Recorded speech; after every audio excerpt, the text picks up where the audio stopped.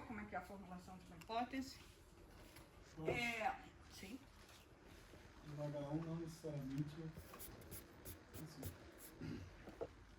O H0 é como se fosse o status quo ou o que eu espero que aconteça com o parâmetro. Não? Tipo, não é que eu espero. Posso esperar outra coisa também. Então, eu espero, depende de cada um. Eu quero dizer o seguinte, vamos supor, a água do lago tem que ser. Disse que é ali. Então, eu tenho parâmetros estabelecidos sobre, né, eu defino. É algo que eu defino. Então, H0 está um cenário que eu posso construir assim, neste cenário, o que eu espero que aconteça. Tá? Então, é o cenário que eu tenho definido. Então, por exemplo, aqui, o que eu falo? Que o novo não é diferente do antigo, porque eu sei como é que é o antigo. Então, não mudou nada. Eu conheço. Eu tenho algumas informações que eu defino, que eu posso definir esse cenário. Certo? Então, aqui pode ser uma média, o desempenho médio não é maior que 250. O antigo era 250, então não mudou nada, porque eu já sei. Eu consigo, chamado assim, parametrizar, eu consigo construir. O novo é maior que o antigo. O que é maior? Muitas vezes, eu suspeito, eu estou construindo algo que seja diferente, né? Mas diferente deste, certo? Então, eu já sei, né? Nos meus critérios de decisão, eu vou falar quão diferente tem que ser. Então, eu vou estabelecer o critério de diferente a partir daqui. Se não... Se você não livro de poluição, por exemplo, tem um parâmetro que consta 1000 partes de poluição por minuto. Esse é o parâmetro. Normalmente o que é parâmetro, o que é esperado como parâmetro, eu vou colocar no H0. Não, eu vou falar o seguinte, poluição zero. Ou é aceitável até tal. Então, eu vou falar que aqui, em H0, né, eu não vou tomar nenhuma medida, fazer nada, se for até tal valor. Aqui, mas eu estou fazendo um teste porque eu tenho uma suspeita que é acima disso. Tá? Então, aqui que eu vou pôr a minha suspeita. Certo? Então, sempre a suspeita é em H1. Por exemplo, quando eu vou fazer um teste, nós vamos ver aqui, de se tem ou não associação. Em H0 eu vou pôr, não tem associação, porque eu sei o que significa não associação. Certo? Então, se for diferente daquele cenário de não associação, eu vou dizer que tem associação. Certo? Então, o que significa o nível de significância neste problema? O que representa? O que é o nível de significância? O nível de significância então, é a chance da gente dizer que o teste novo é melhor, sendo que ele não é melhor. Então, o que é o nível de significância? É a probabilidade de rejeitar H0 quando H0 é verdadeira. Rejeitar H0 quando H0 é verdadeiro. Né? Então, eu cometo o erro tipo 1. Então, o erro tipo 1 é rejeitar H0 quando H0 é verdadeiro. que quer dizer rejeitar H0? Rejeitar que eu tenho, né, o novo é igual ao antigo. Ou seja, eu estou rejeitando H0 e aceitando H1. Estou dizendo que o novo é melhor, mais eficiente que o antigo, quando, na verdade, ele é igual. Então, semestre passado, quem fez métodos 1, repeti isso em várias provas, mesma pergunta, várias vezes, da mesma forma, e que está no questionário. O questionário que vocês fizeram, tá? Mesma. Então, lembrando que eu tenho um conjunto limitado de questões de prova. Elas se repetem inúmeras vezes, mas nunca eu sei se vocês vão acertar. É uma experiência. Eu repito sobre as mesmas condições, repito, com os mesmos alunos, repito. Na expectativa de que a nota aumente. Essa é a nossa esperança. Bom, o que significa o poder do teste? É a probabilidade de corretamente rejeitar a hipótese.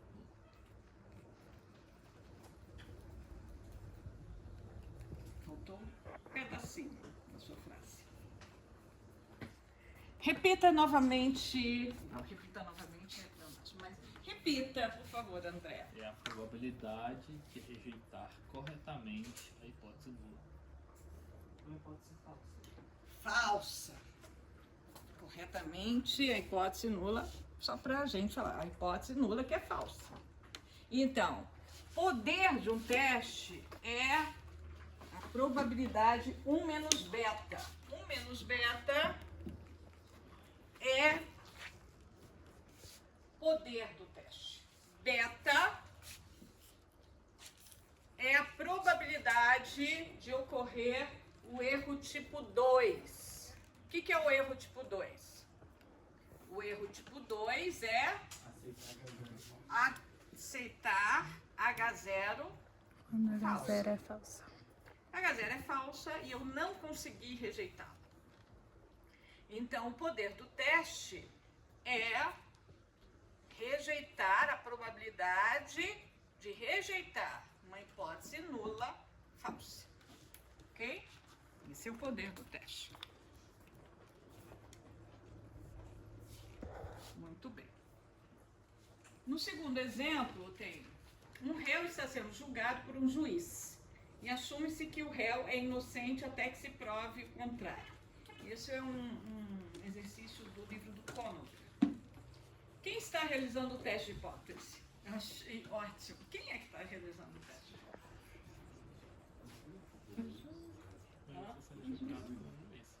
Mas isso aí tá errado, né, professor? Hã? Aí tá errado. O juiz não julga, né? É o júri que julga. Pois é essa discussão. Depende. Hã? Depende do caso, pode ser o juiz mesmo. Porque isso daqui é bem...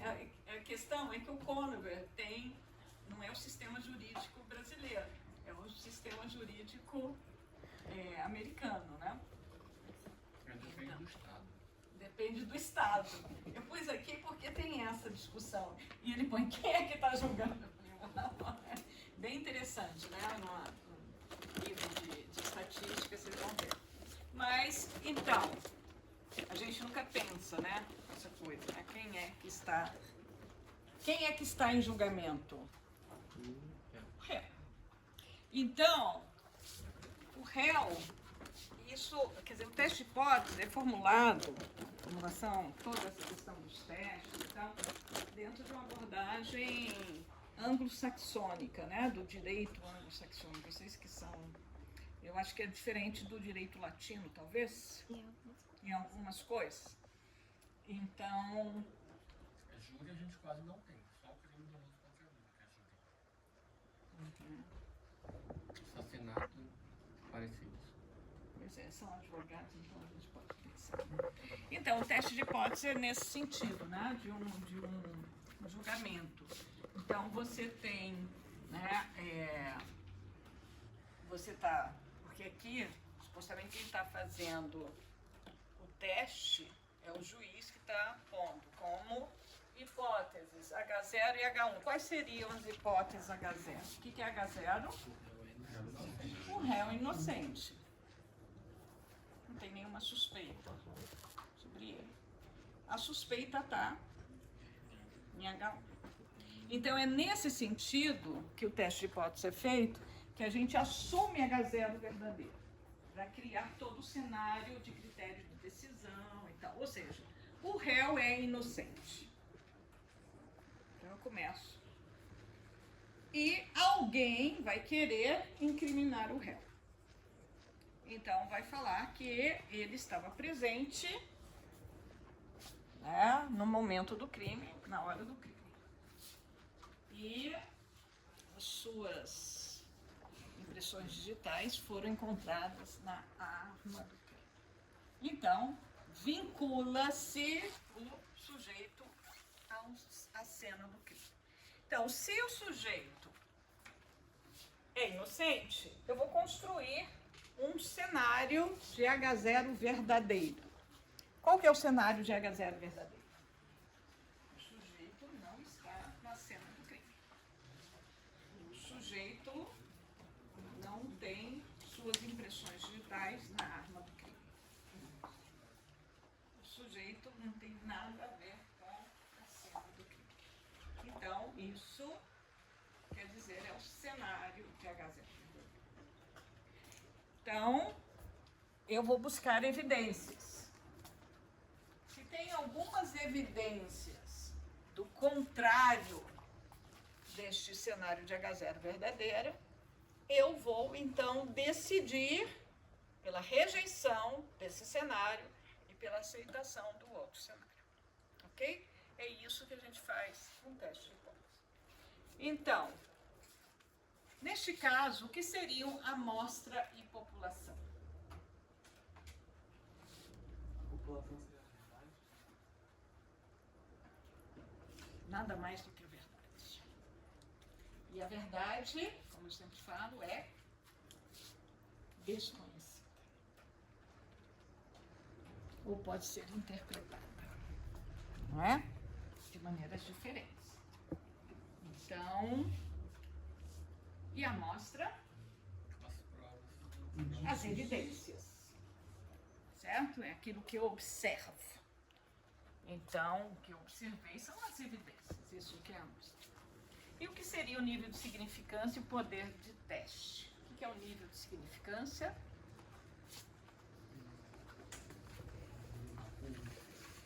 Seria julgar de culpado quando na verdade ele É a probabilidade de julgá-lo culpado quando na verdade ele é inocente. Certo? E o que é o poder do teste? Não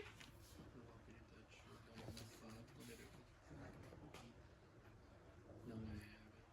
A probabilidade de julgar ele culpado quando ele é culpado. É a probabilidade de culpabilizar o réu culpado. Ok? Colocar na cadeia quem realmente, né, cometeu crimes. Isso não é muito bem verdade, né? Que tudo é muito relativo no direito internacional. Ok? Então aqui eu termino essa parte. Algum comentário? Sim. Então, o poder do teste não é o erro tipo 2.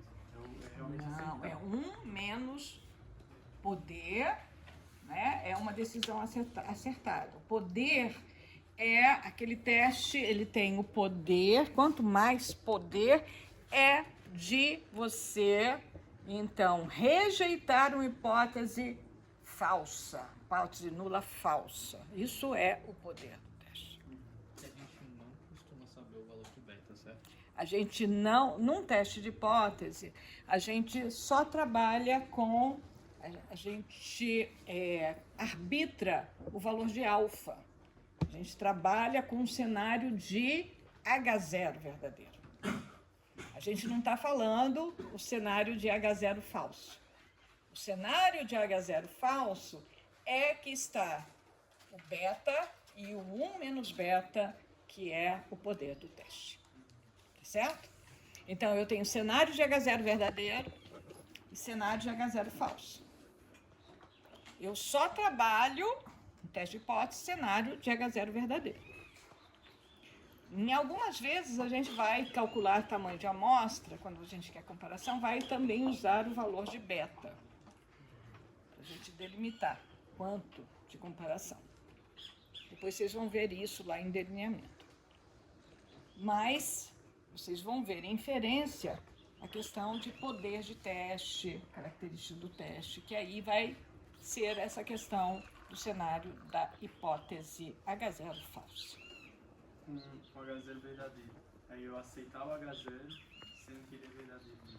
Também é um poder de teste. Não! O que eu estou falando? H0 verdadeiro, eu estou falando do nível de significância. Eu estou falando de alfa e 1 menos alfa. Tá certo? 1 menos alfa está associado também à confiança, esse conceito lá. Então, é cenário de H0 verdadeiro. A gente só trabalha com esse, né, nesse cenário. Se H0 for verdadeiro, o que eu faço? Tá? Reserva. Cenário de H0 falso. Muitas vezes, aqui, novo maior que antigo. Qual que são os valores? Eu tenho um conjunto enorme de valores que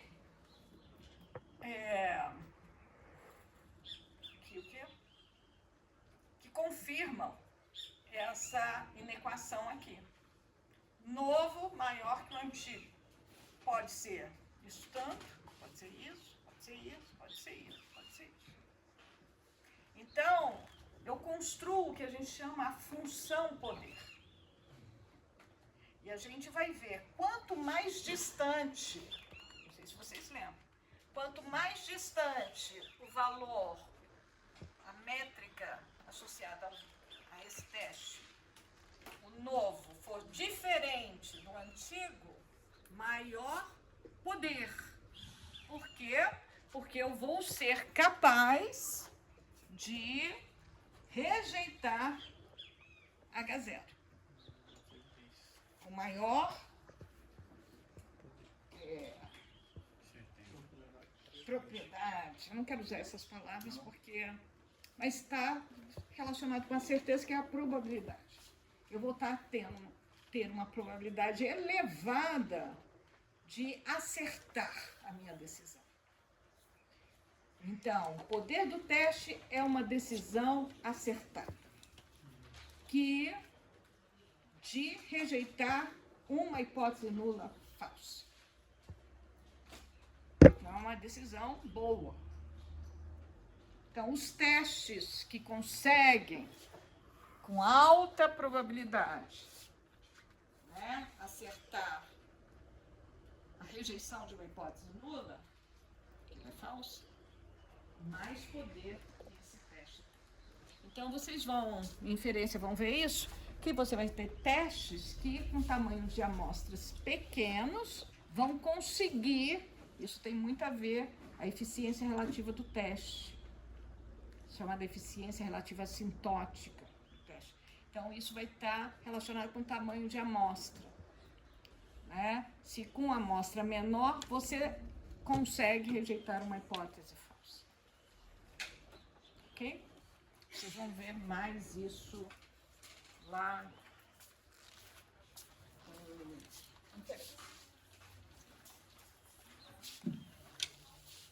Bom, queria agora fazer os comentários do questionário. Em geral, vocês foram até bem.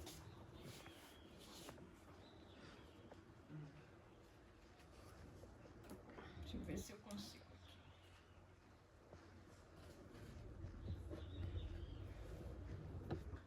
Já mandaram as fotos? Sim.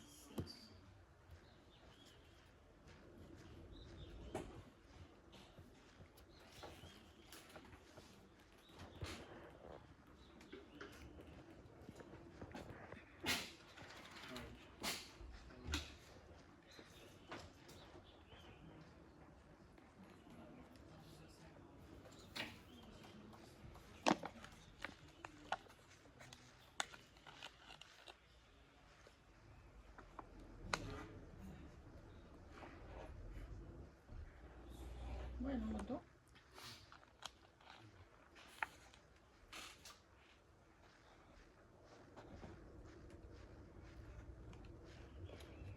E agora? Aí eu tenho que terminar essa apresentação. Peraí.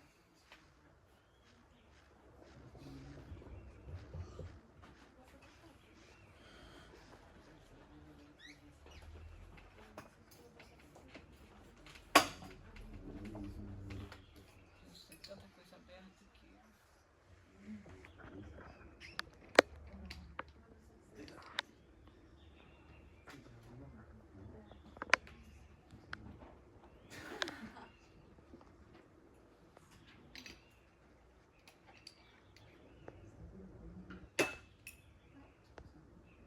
Então, vamos ver as questões. Algumas questões bem facinhas, né? Então, aqui, ó.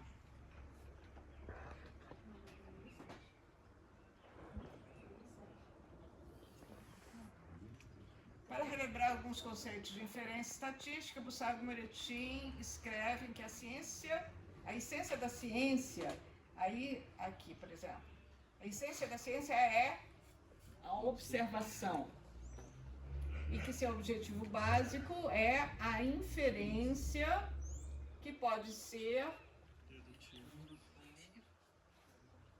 que é indutiva, né? Ou dedutiva ou indutiva. Tá vendo? Vocês acertaram isso daqui, era que estava lá no Bussabe, era só para ler fazer uma leitura e vocês buscarem isso no Bussabe.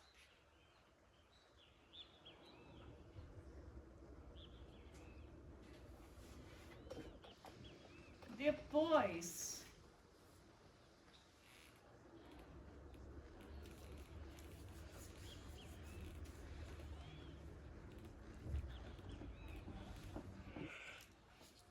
acertaram essa vocês? Eu acho que todo mundo acertou isso, de alguma forma.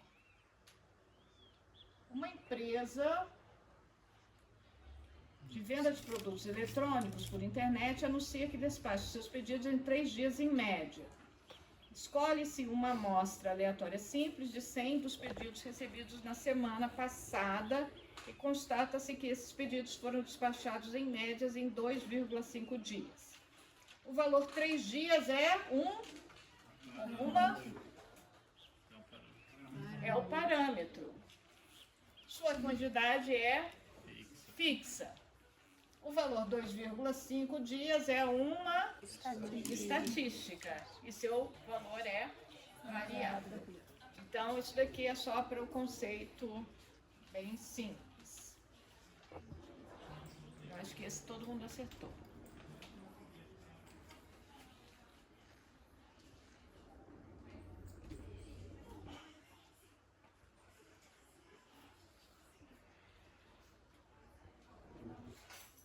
Gente, tá lento demais.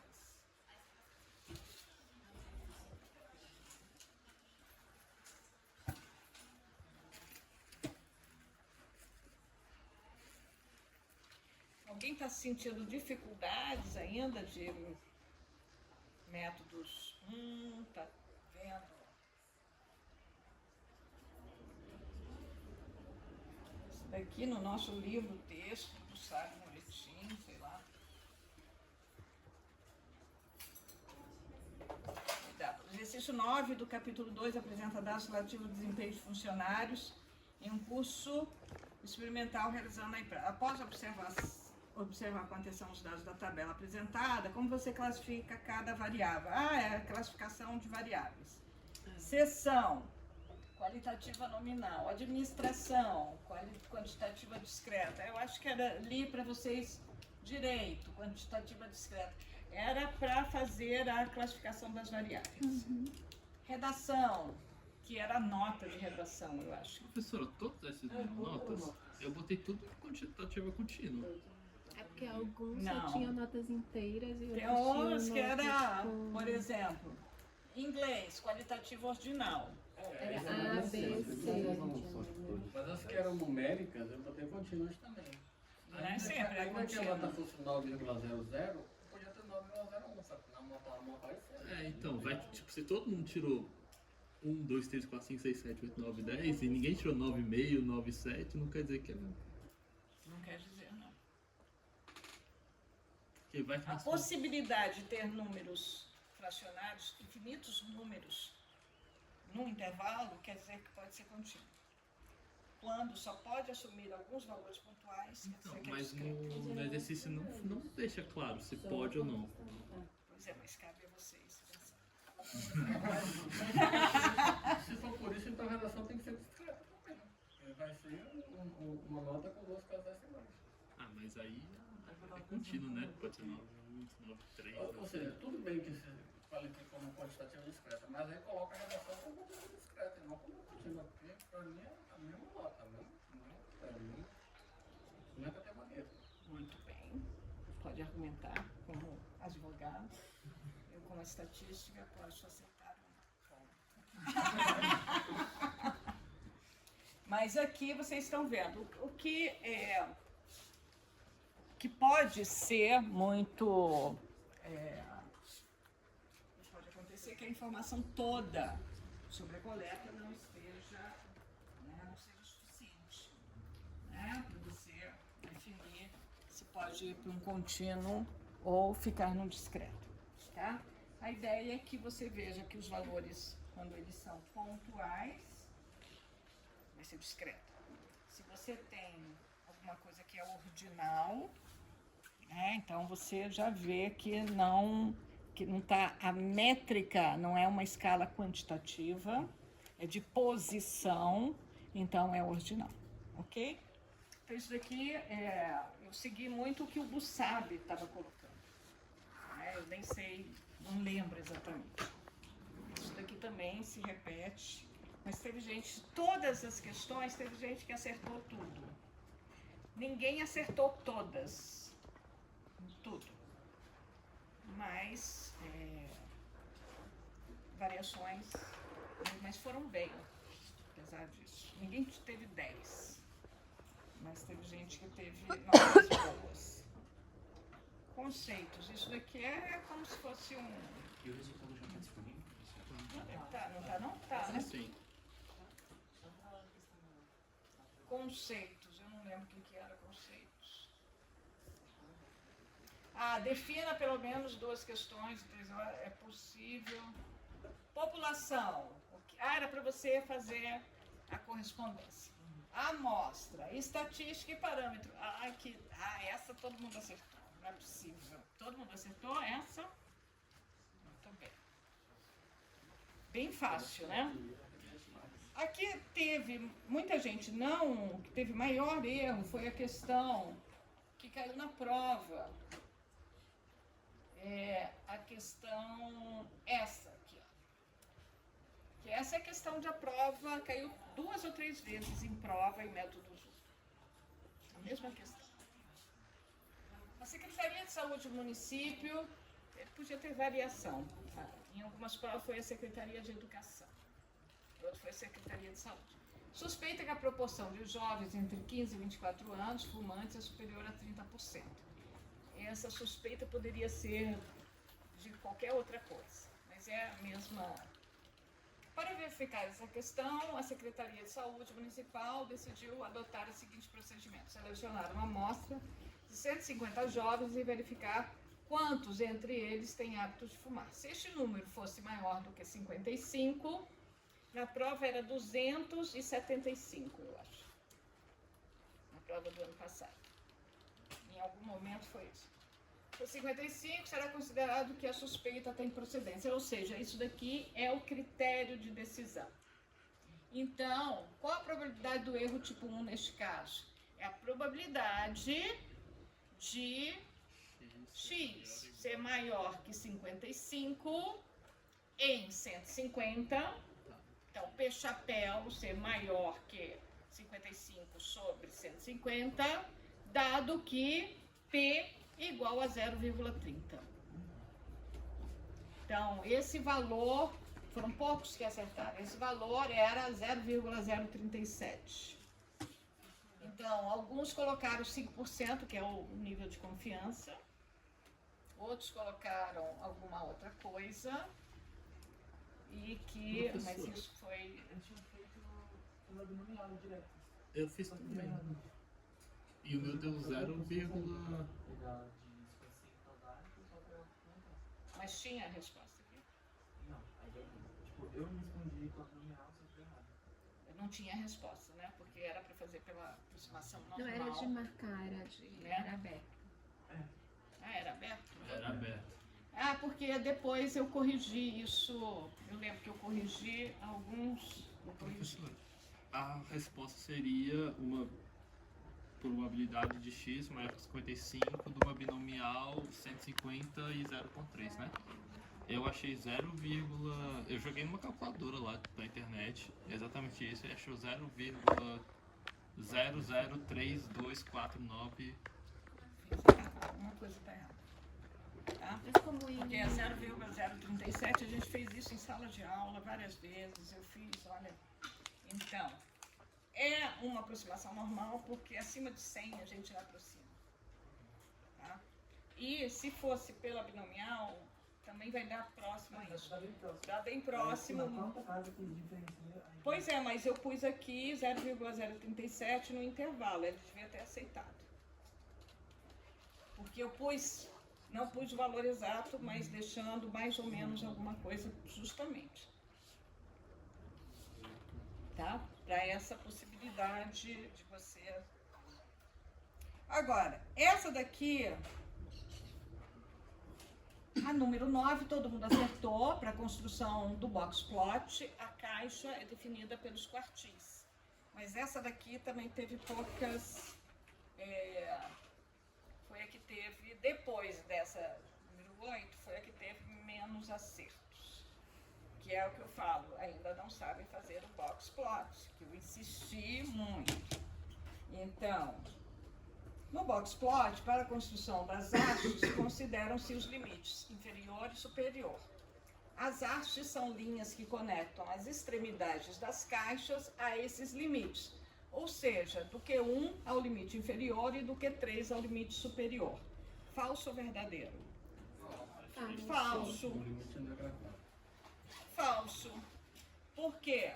Porque a haste vai até o maior valor observado dentro do limite ou até o menor valor observado até o limite inferior. Então, não é até o limite. Então, isso, de novo, preste atenção. Ok? Outro que teve erro também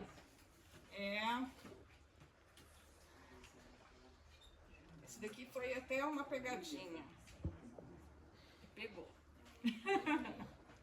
É só para vocês verem. Cuidado com as palavras. Ter cuidado, mas a grande parte acertou. Mas essa daqui, o estimador é dito não viesado, vocês acertaram bem.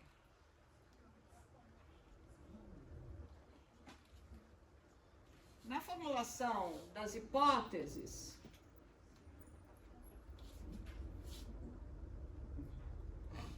coloca-se em H0 o valor estimado do parâmetro para o qual se realiza o teste de hipótese. Falso ou verdadeiro? Falso.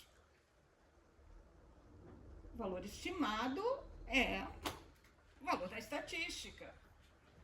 Ela é a nossa evidência. Ok? Muita gente colocou verdadeiro. Porque aqui não é o valor estimado. Você tem uma afirmação em H0 sobre não é o valor estimado. Ok?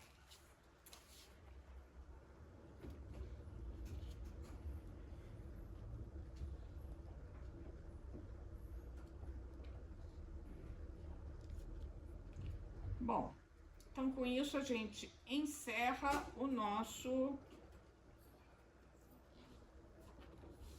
a nossa revisão e a gente entra na primeira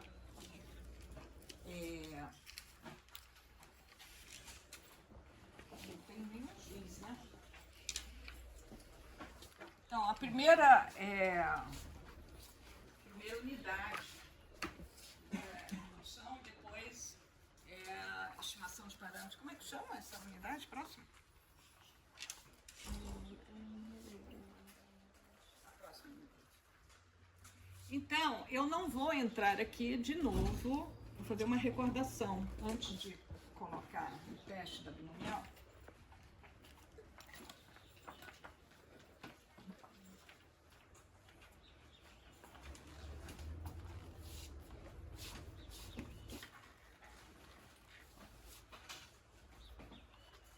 Vou apagar aqui só um instantinho, depois a gente pode voltar. Onde que apaga? Aqui? Só para ter alguma coisa. Então, essa próxima unidade, nós vamos falar de teste para parâmetros populacionais. Na ementa não está teste para sigma 2. Depois a gente pode retomar isso. Mas vou fazer somente um recordatório, porque a novidade nessa disciplina é o teste binomial, tá? Então, só para fazer um recordatório para vocês, nós vimos, né, nós temos lá os parâmetros populacionais Mi, sigma 2 e P, ou Pi. Eu estou usando P agora porque o Bussab usa P, mas eu gosto muito da notação Pi, seguindo as letras gregas. Então, o que é, né? A gente tem, né, esses parâmetros e nós vamos fazer testes para um parâmetro populacional, tá? Não é estimação, é teste para parâmetros populacionais. Então, o teste para uma média. Como é que é o teste para uma média Mi?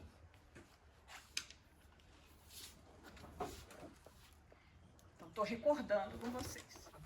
Como é que eu faço o teste para uma média?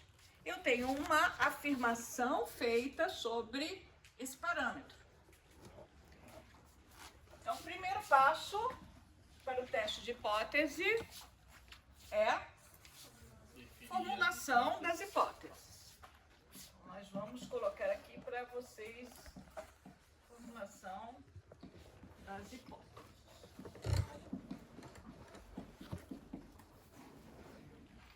Então, eu vou definir H0 e H1. Então, o nosso interesse é o parâmetro Mi. Então, em termos gerais, vamos colocar aqui, Mi igual a Mi0, é um valor que eu afirmo, que eu estabeleço para Mi, alguém falou, que Mi é igual a Mi0. Mi, então, pode ser, a suspeita que eu tenho, que Mi diferente de Mi0. Isso me leva a um teste bilateral. Vocês lembram disso? Eu posso fazer também testes unilaterais.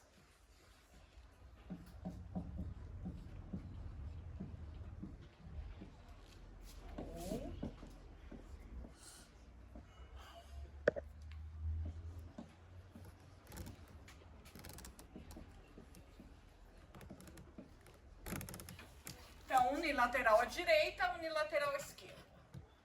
Ok? Então, aqui eu tenho já a formulação das hipóteses. Segundo passo, estatística de teste.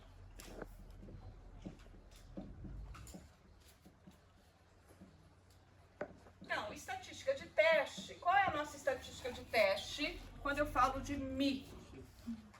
Então, X barra é a nossa estatística de teste. X barra tem qual distribuição amostral? Então, X barra é aproximadamente normal com média. Qual é a média? Mi0, se H0 for verdadeira.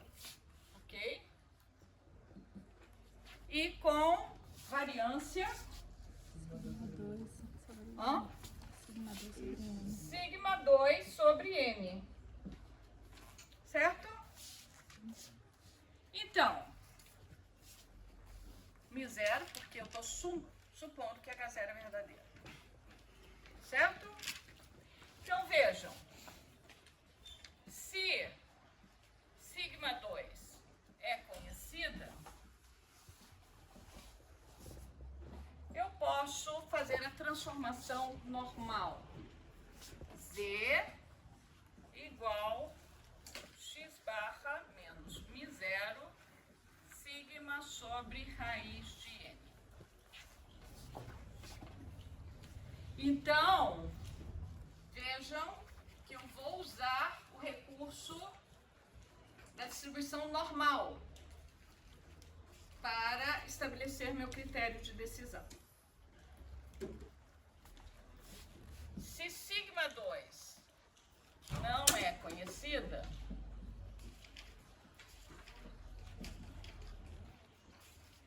então eu não posso usar a transformação Z.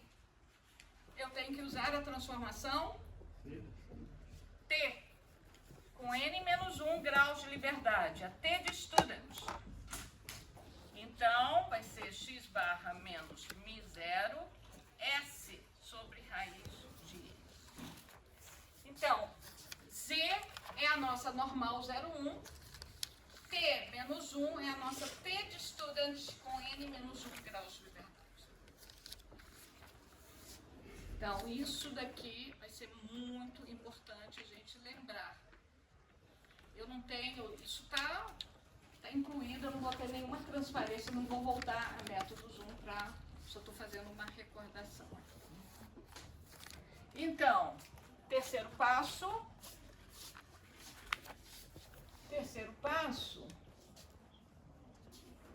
é o nosso critério de decisão.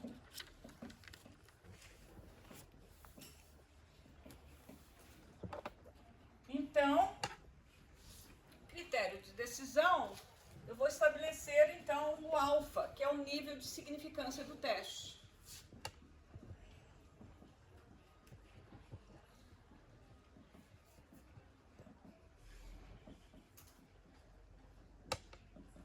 Então, muitas vezes é assim que a gente faz, com alfa, a gente arbitra o alfa. Mas eu posso também falar qual vai ser o critério. Na verdade, o que a gente quer é, se eu tiver Z aqui quer dizer que sigma 2 é conhecido.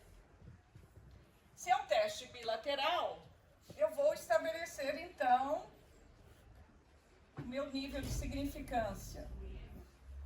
Então aqui vai ser alfa sobre 2, alfa sobre 2. Eu estou dividindo o nível de significância. Então, aqui vai ser a região crítica e aqui região de aceitação. Ok? Z, porque eu conheço normal 0,1. Conheço a variância. Se eu não conheço a variância, eu vou ter que trabalhar com a T com N menos 1 graus de liberdade. Student.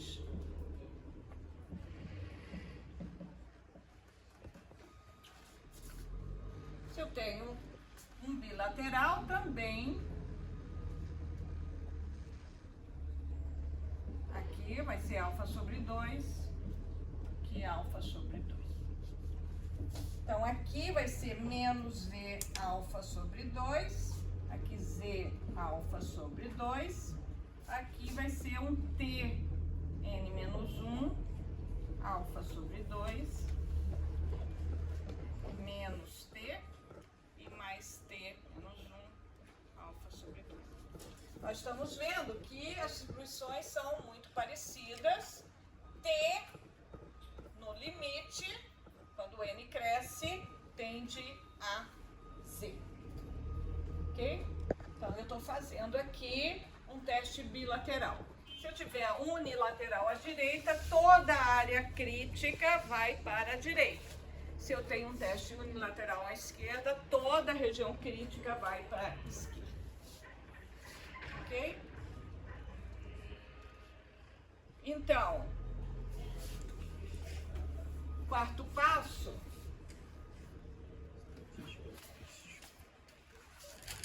Seleção da amostra.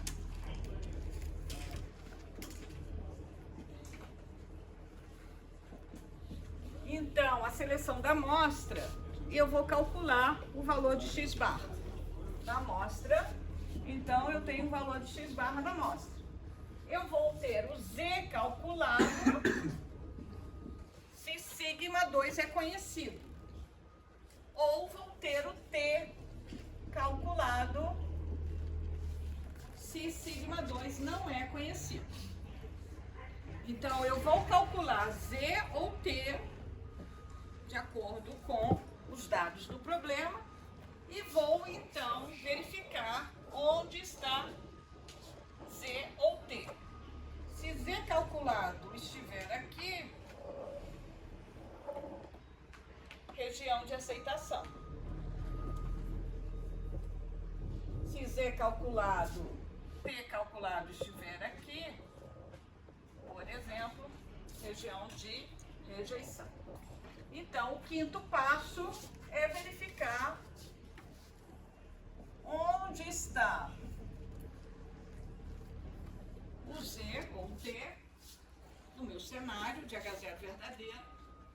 Então, esse cenário aqui é supondo H0 verdadeiro. Então, a decisão vai ser realizada conforme onde está Z ou T, né? Ou também aqui você vai poder calcular o seu p-valor. O que é o p-valor? Então, se for no caso de Z, é a probabilidade de um valor Z ser menor ou igual a Z calculado, no caso de um teste unilateral à esquerda, ou maior, se for um teste unilateral à direita, ou duas vezes, né, menor o valor, ou maior se for no caso de um teste bilateral. Nós já vimos isso. Ou se a gente não conhece a variância, vai ser um t menor ou igual a t menos 1 calculado. Da mesma forma, o p-valor vai corresponder, né? Menor, maior, depende da hipótese alternativa, como é que eu formulei. Então, isso é a revisão da média. Alguma dúvida?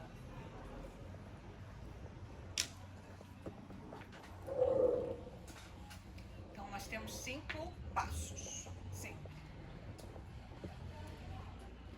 Então, essa disciplina, ela considera que vocês já passaram por isso. Isso daqui pode cair na prova. Não vou, só falei, não tem material, só lá nos nossos textos, vocês podem passar, não vou voltar aqui Z, T e tal. Isso já faz parte do conhecimento de vocês. Então, o que a gente vai ver? Quando eu falo de teste de hipótese para parâmetros populacionais, também o teste para sigma 2 para uma variância já é dada, isso foi no semestre passado. Nós vamos ver o teste para uma proporção. Vocês viram o teste para uma proporção, supondo tamanhos de amostras suficientemente grandes, sendo que P-chapéu tem distribuição normal, lembra? Então, agora a gente vai ver, né, toda a inferência para P, ou Pi, para a proporção populacional, trabalhando com a distribuição exata de P-chapéu, que é a binomial. Tá? Então, nós vamos começar isso na próxima semana, porque agora já deu a hora. Então, concluímos. Próxima semana não, quarta-feira. Então, a gente já começa e eu já abri para vocês lá, tem os testes, né, para uma proporção, tem os testes de quantis, nós vamos ver os quantis são também proporções, e nós vamos ver também como fazer um intervalo de confiança usando a distribuição exata e o Conover. Então vamos usar o Conover para isso, porque senão fica muito complexo. E então a gente fecha esse capítulo que é de testes para um parâmetro populacional. Ok? Eu gostaria que vocês lessem um pouco, tem uma questão de...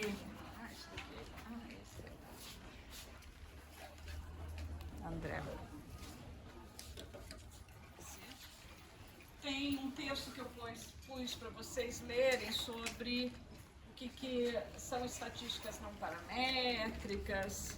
Vocês podem ler um pouquinho. Isso, só isso. Um pouquinho. Tá? Então tá aqui, olha, as vantagens de você trabalhar com estatísticas não métodos não paramétricos e tal. Eu queria que vocês lessem, porque nós vamos nos referir a isso, né, muitas vezes ao longo da disciplina. Certo? Alguma dúvida sobre os exercícios que estão já na plataforma? Então, tem a lista de exercícios de revisão que é em grupo e tem o trabalho, né, de análise de dados, análise descritiva. Todos receberam a amostra. Quem não recebeu a amostra, entra em contato comigo, que também é em grupo. Ok? São quantos membros? Nas duas atividades. Hã? Nas duas atividades são 4. 4. Mais alguma coisa?